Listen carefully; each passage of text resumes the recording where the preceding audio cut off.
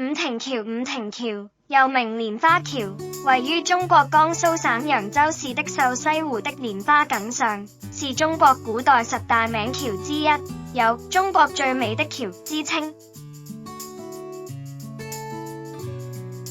如果說鏽西湖像一位亭亭玉立的少女，那麼五亭橋就是她身上的華麗腰帶。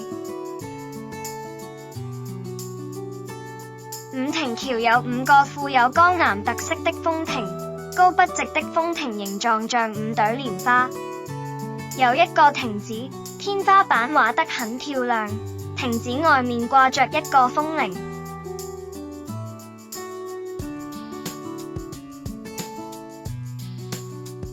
五亭之名正得於其上頗具特色的5束懸崖高鉸之亭。建築設計建築結構，五亭橋為青條石砌築，正橋平面呈弓字形，南北兩引橋下各為半拱，橋躉列4翼，各有3拱，正側共15個橋洞。五亭橋是仿北京北海的五龍亭和17孔橋而建，上建5亭，下列4翼，橋洞正側凡10有5。橋的造型和瓦珠柱，配以白色欄杆，亭內彩繪藻井。橋下列4翼，正側有15個卷洞。五亭橋5亭臨水而建，重檐下方上圓，西為湧隧。浮翠湧隧為方形重檐，浮翠為方形單檐，東為呈牆支香，呈牆為方形重檐。五亭加6琉璃瓦頂，亭與亭之間有石梁相連，令龍澤支香。浮翠3亭有單孔石橋與石岸相接，珠欄畫棟，亭與橋結合，形成亭橋。分為5亭，亭與亭之間以短廊相接，形成完整的屋面。橋身建成拱卷形，中心橋孔最大，呈大的半圓形，直貫東西。旁邊12橋孔佈置在橋礎3面，可通南北，亦呈小的半圓形。橋階動則為扇形，可通東西。藝術特色，五亭橋的構思仿自北京北海金鰲玉橋和五龍亭，因此天龍南巡到此曾評價它有北海傾倒春陰的意境。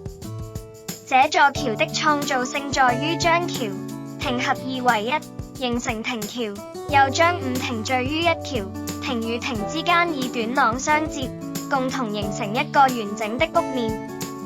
橋上五亭造型秀麗，和瓦珠柱，配以白色欄杆，亭內彩繪藻井，富麗堂皇。與拱形橋身比例適當，配置和諧。橋下列4翼，橋身正側共有15個橋孔。清代李斗的《揚州畫舫錄》稱，月滿時，每棟各銜1月，金色仿樣。橋樑專家茅爾聲譽為中國古代交通橋與觀賞橋結合的典範。五亭橋是鏽西湖風景區的點睛之作。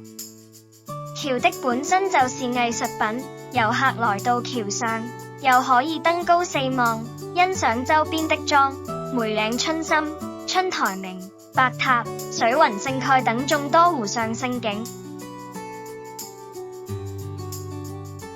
價值意義，中國最古老的橋是趙州橋，最壯美的橋是盧溝橋，最具藝術美的橋就是揚州的五亭橋。